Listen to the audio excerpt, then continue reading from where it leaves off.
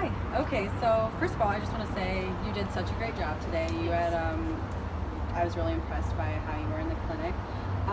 If I had to give you 2 points of constructive criticism, first off, I would say something that I feel all of us as students could work on is just documentation.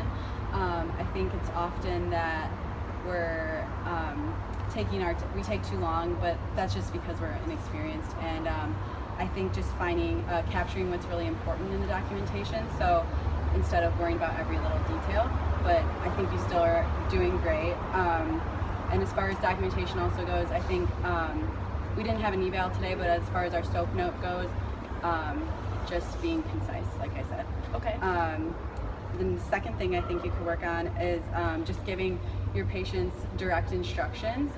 So instead of vague, and especially with our patient who is neurologically and cognitively involved, it's important to just be direct and give her concise and very directed instructions.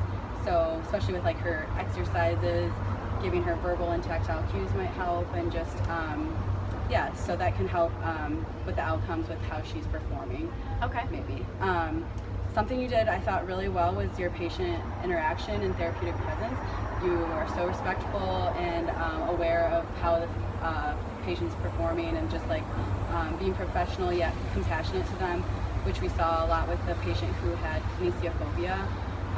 She was having a hard time, but you just kind of redirected her and made sure she was doing her exercises and moving on, being sympathetic but not getting away from what we were there to do.